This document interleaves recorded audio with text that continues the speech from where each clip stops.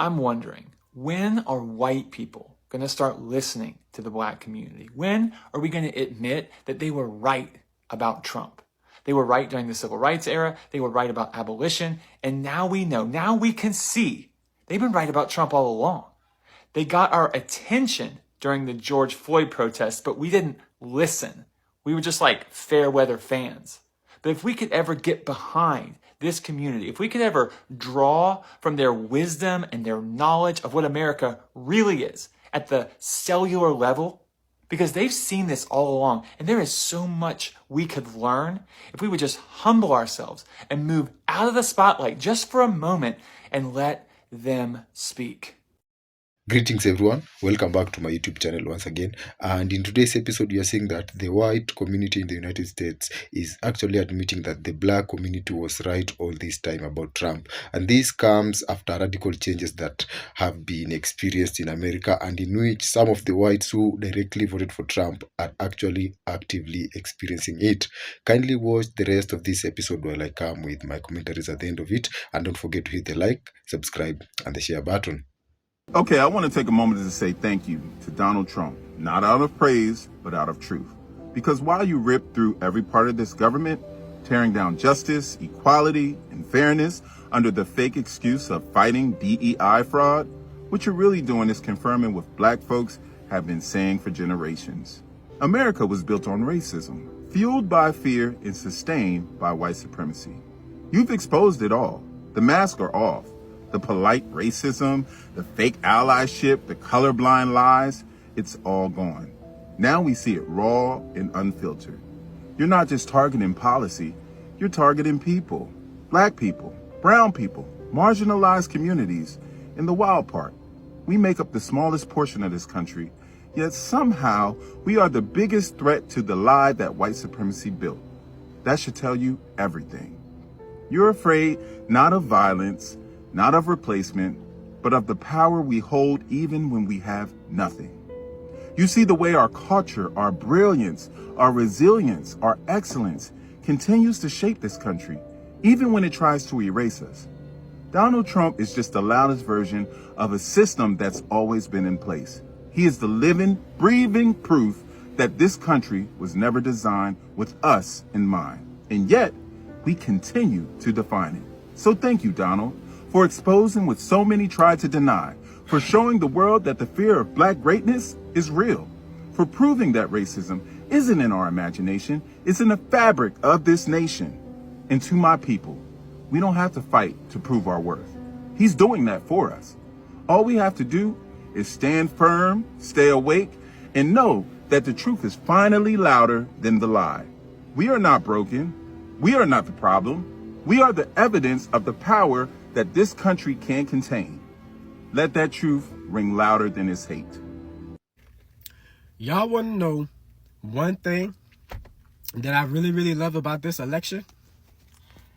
This election, Donald Trump being projected to be our next president, Donald Trump winning the elections, this shit really proved that black Americans was right this whole time. Like, I really hope y'all immigrants are seeing that us black Americans was right this whole time. Let me tell y'all, so y'all know how, like, all these Hispanics, all these black people from other countries, all these different groups of people come to the United States and they laugh and point fingers at the black Americans. Black Americans this, black Americans that. You know, they always keep saying, y'all been in this country for 400 years. You know, black American community, my grandparents came here with nothing. And now our community is surging ahead of the black Americans.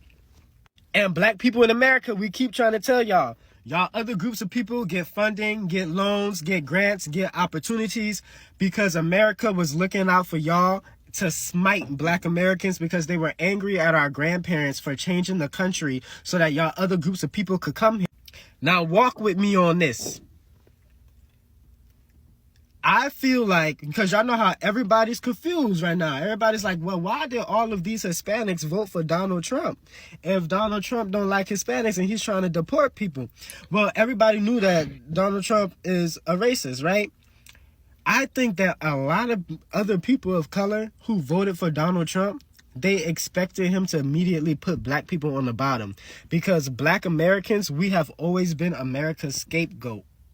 And I think that these Hispanics and Latinos who voted for Donald Trump and these other immigrants who voted for Donald Trump, I think that they thought that he was going to look out for them and put black Americans on beneath America's feet, like they always do. Because it has always been, when you come to this country, as long as you stay away from the black Americans and you are willing to stand on black Americans, you can make it. As long as you are willing to come here and shit on black Americans the way white people do, you can make it.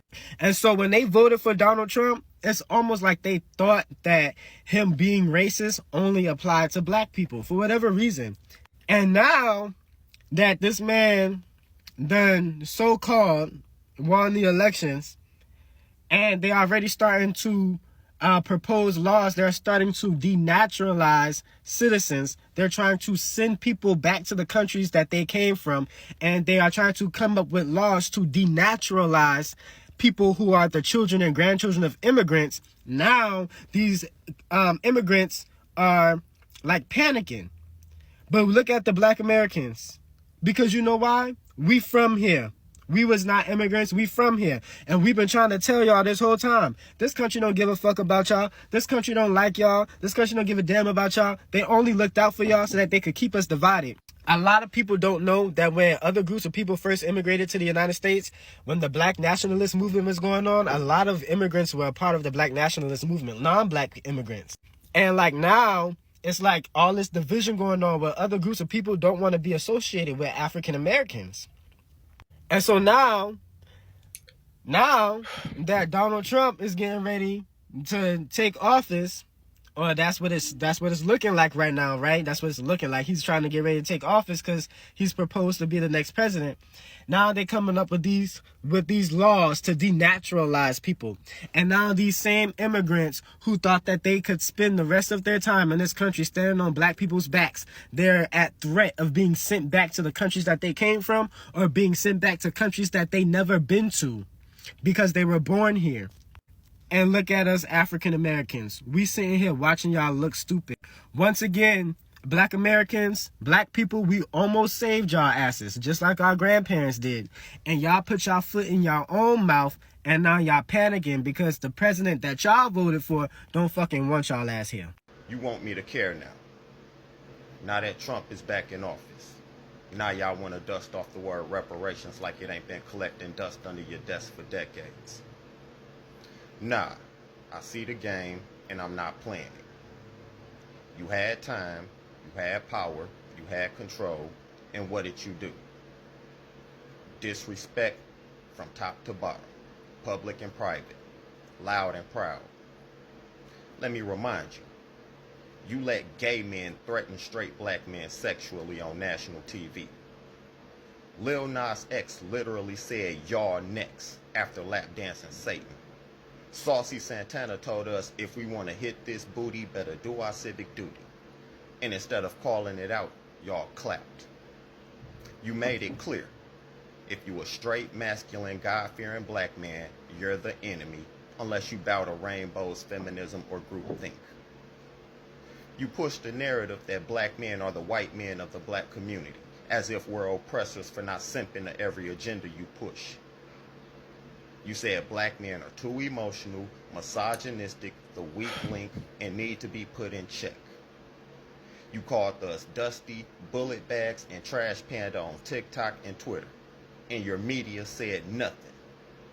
You platformed people like Tiffany Cross, who openly disrespected black men on MSNBC. You let Dwayne Wade's son become your mascot for gender ideology. But you refuse to defend any straight black boy who gets suspended for saying there's only two genders. You pushed immigration policies that flooded black neighborhoods, pushed up rent, and drove out jobs. Then told us we were xenophobic for speaking on it. You found money for everybody. Ukraine, Gaza, border crossers, but couldn't even pass a damn anti-lynching bill until it was politically convenient. You gave Asian Americans a hate crime bill in a year. We've been here for 400 years and all we get is, we'll study reparations. a study. You want to study the damage you helped cause. That's not leadership. That's insult layered in cowardice. And let's not forget, when Ice Cube had a plan for Black America, y'all said he was working with the enemy. When Kanye talked about ownership, y'all said he was off his meds. When Kyrie posted a link, y'all lynched him in public and Black feminists clapped. When a brother says, I want a wife, not a masculine partner, y'all call us misogynist and dusty patriarchy. So let me be clear. You don't love us. You never did. You love our culture. You love our music. You love our vote. But the second we think for ourselves, believe in God, or question your hustle, you slander us, mock us, isolate us. And now Trump's in office again and you want to act like Black men matter. Nah. I know fake love when I see it. And fake love don't move me. You don't get to disrespect me, ignore me, use me, threaten me, and then run back when the other team scores. This ain't about Trump. This ain't about Democrats. This is about dignity, boundaries, and memory. I remember all of it. The slander, the threats, the jokes, the gaslighting.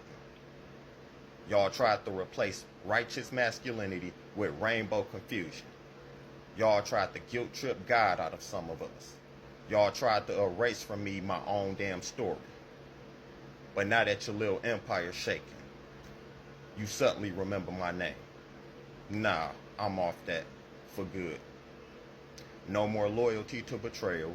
No more showing up for people who wouldn't spit on me if I was on fire. No more fake unity with folks who see me as a threat and not as a brother. You disrespected me one too many times. Now, I'm done and I'm free. Okay, since no one's going to say it, I'm going to say it. Let's just call it what it is.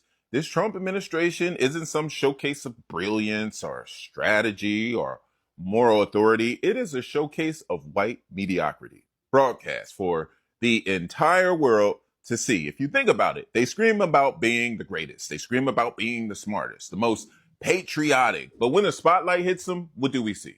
Corruption, incompetence, lies stacked on top of lies. A government so insecure it has to redraw maps, it has to silence voters, it has to attack its own citizens just to hold on to power.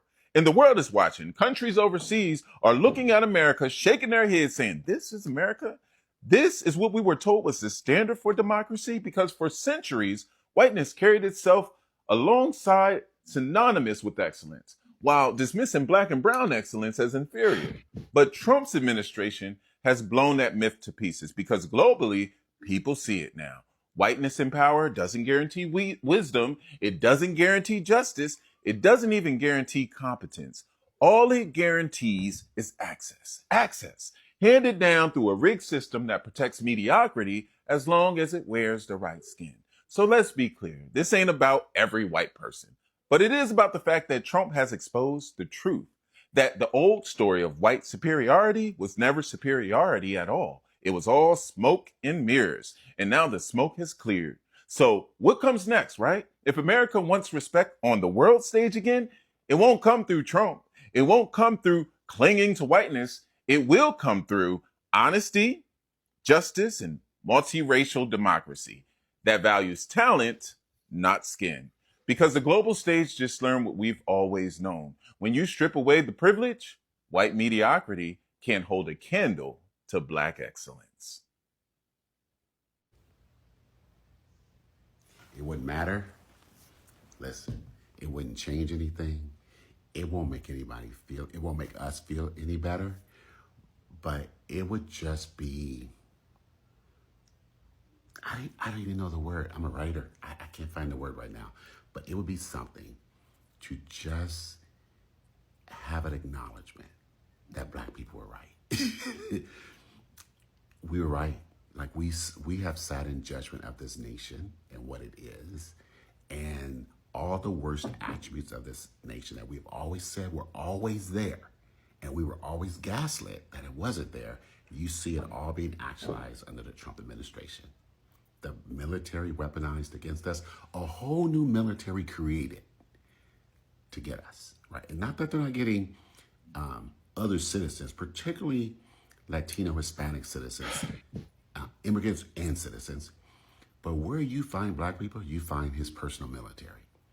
Corporate America turned their backs on us like they were so relieved and happy to do it. So relieved and happy to do it. Even sports, they got rid of all that Black Lives Matter stuff. Got rid of it all. Didn't care at all. Colleges, universities, they couldn't wait to end all their affirmative action, diversity, equity, inclusion, and whatever they called it. Anything that gave any focus to us, right? They didn't get rid of any of that legacy stuff, any of that stuff that gets wealthy white people into colleges and into those professor jobs and tenure track and all that stuff. They didn't get rid of any of that stuff. They got rid of everything having to do with black people. Corporate America, colleges, universities, and the U.S. government under Donald Trump and the military purged us out of everything. We've been right all along. And again, it's not going to change anything. It's not going to make us feel better to hear an acknowledgement. And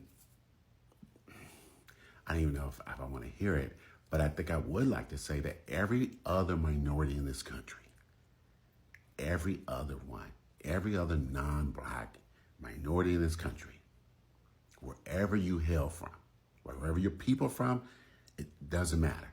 Whatever mixture you have, everything that you have in this country is because of us. It's not because of white people, it's because of us. Every single thing. And everything that you are now afraid of that is being taken away, or you have existential fear about what's happening, it's because nobody listened to us. Everybody gaslit us. Every demographic gaslit us. Everybody. And so again, it's not going to make anybody feel better. It's not going to make us feel better to hear it. And maybe we just tell it to ourselves. We were right. I think it's safe to say that Democrats were right about literally everything regarding Donald Trump, what he's been doing, what he's been saying, the way he's been behaving, all of it. Before the election, Donald Trump said he's going to end inflation on day one. Democrats said, nuh-uh, not happening. It's literally impossible to do. Fast forward to now, egg prices are at all-time highs. Trump is placing tariffs on our trading partners, which is going to make products more expensive here in the United States. And so far, they've released no plan on lowering prices. Democrats were right about that. Before the election, we said that Donald Trump doesn't have the leadership skills to be the president of the United States. Fast forward to now, we just had a plane crash in Washington, D.C., and instead of waiting for an investigation and all the confirmed facts to come out, Donald Trump blamed DEI, Joe Biden, Barack Obama, people of color, and more. No leadership skills whatsoever. Before the election, Democrats said that Donald Trump wants to be a dictator. Fast forward to now, Donald Trump is firing people at the FBI, the Department of Justice, the U.S. D.C. Attorney's Office, who he perceives to be disloyal to him. Before the election, Democrats said that Donald Trump is going to reward people who break the law on his behalf. Fast forward to now, Donald Trump pardoned 1,500 January 6th insurrectionists and is considering inviting them to the White House. And there are plenty of other examples, but in Donald Trump's first 11 days, he has proven the Democrats to be right. And I think a lot of Americans are seeing this. Watching Donald Trump literally tear down the White House is very symbolic. A White House that was originally built by black slaves, might I add. For years, the propaganda has been pushed that black people were going to destroy America, that black people were uncivilized, that our culture was literally steeped in destruction. And now we are sitting in real time in 4K watching a white man completely destroy America. But one thing it does do is allows for the propaganda to now be unveiled as the lie that it had always been. But just like the original White House was built by black folks, when they destroy this country as you know it, black folks will be the ones to rebuild and lead the next one. Well, if you've watched this, and thank you once again, and let's get down to it. Most white Americans, their decision in supporting the MAGA movement was based on the belief that once Trump got into power, he would have an instant impact on the lives of most of the white individuals who according to their own logic, believe that once one of their own came into power, he would actually give them priority, that is compared to the other marginalized community in the United States, like the black community, and hence this would make them feel great again or feel better than the other people of colors that actually exist in the United States. And to their own surprise, this actually backfired, and whatever has happened or whatever is happening right now in America is way beyond what they had expected. And we are currently seeing them coming out here claiming that the black American community was actually right about what they were saying with regards to Donald Trump government and the MAGA movement. And this has actually had a solid reason behind it. As we all understand, going back into history, we understand that the black American community came into the United States through the transatlantic slave trade period, and we're getting to see that a large number of Africans were taken from West Africa and brought to the United States to work as slaves and laborers in the cotton farms, as they were viewed to be a form of cheap labor. And you're getting to understand that since then, Africans have mostly been fighting for their civil rights, and we're getting to see after slavery was abolished in 1864, with America becoming the last country to actually abolish slavery, the black American community has always had this experience. And I will say that this is the only group of individuals who actually know how the American government or the American system operate, as they have experienced all the good and evils that can be propagated by a government that is specifically designed to discriminate them and see them fail. And this is mainly propagated by the systemic racism that if you ask an average white American individual, they will claim that this doesn't exist, as they were born in a system that actually favors them and also blinds them from seeing it being discriminative to other individuals. And with Trump coming back into power once again, these white individuals actually expected that he will favor them. And one of the harshest things that is hitting them right now is the fact that the things that the American government has always been doing to the marginalized community, that is the black community, is actually actively happening to the white individuals right now. And a good example of this is the excessive surveillance and denial of some basic rights by the United Federal Government. And as you understand right now, the ICE protests are everywhere in the United States. We are seeing most white individuals coming out to protest against the ICE agents, whose mandate is to arrest and deport the illegal immigrants or the immigrants who are believed to have committed felonies in the country. And in doing so, we're getting to see that for the first time, black individuals are sitting out on these protests, and they are unwilling to join, as they know how these protests actually go. As you go back to history, during the civil rights fighting movements, where we get to see black communities came out to fight, there was a level of violence that was unleashed to these black individuals who came out to participate in these kind of events. And despite of the fact that some of these movement actually became successful, the cost that was paid in terms of the black African lives was higher than anything. And so for the white individuals who are claiming that the black individuals are not joining these protests, the black individuals actually saw what happened to them, and actually also predicted how Trump was going to use the same tactic that the American government has used to discriminate and control their community, applying the same to the white people. And right now it's actively happening to them. And for the first time, white neighborhoods are experiencing excessive surveillance from the federal agents, who are always on patrol and on the lookout for any legal or illegal immigrants who might be staying in these neighborhoods. And this is becoming actually uncomfortable for most of the white individuals. For the black individuals, this is something that they are used to, as their communities are always over-policed, with a rise in cases of police brutality that also the white individuals currently are actively experiencing, after we've seen the ICE agents unaliving some of the protesters or even harming them during their active missions in these white neighborhoods. Other than that, we have again seen instances whereby the black community actually predicted what was going to happen in the United States. With the history of being discriminated and marginalized in the United States, some of the policies that were being pushed by Trump will directly affect the black community, and this is understandable. Some of these policies, for example, targeting the day and other civil rights were expected to be experienced on the black community, in which everyone was quiet about it, as the black community took the hit, as it's something that they are used to. But actually right now, Trump is again pushing some of the policies that are actively affecting the white individuals. This was also predicted by the black community, and the white community thought that they were immune to this. And a good example of this is the federal funding that is in education, where you're getting to see that Trump has made massive cuts in the education funding that is directly affecting the white individuals, and we're getting to see that the white parents will actually have to dig deeper into their pockets. That is when it comes to funding their children in schools. And as you all know right now, the high cost of living in America again is affecting everyone.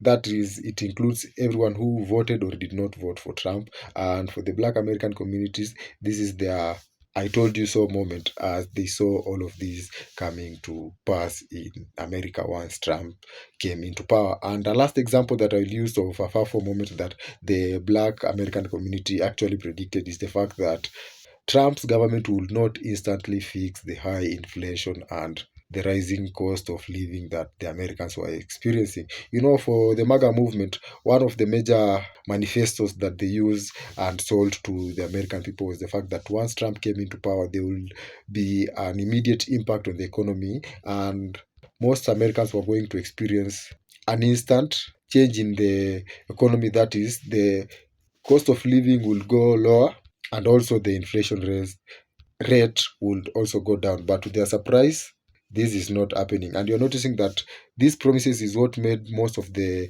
younger white individuals to vote for Trump, thanks to his son, who also participated actively in mobilizing them. And once Trump came into power, most of the white individuals are noticing that these benefits will not trickle down to the bottom, to the average white American individuals, and it will only benefit some of the elite individuals in the top tier of the community who helped Trump to regain his power back into office. And so for the black American communities, they are sitting out right now observing as white individuals, are facing the consequences of their choices, as they all hope for better days to come. Well, this again marks the end of this episode. Thank you for watching to this end, and don't forget again to hit the like, subscribe, and the share button, and see you in the next episode.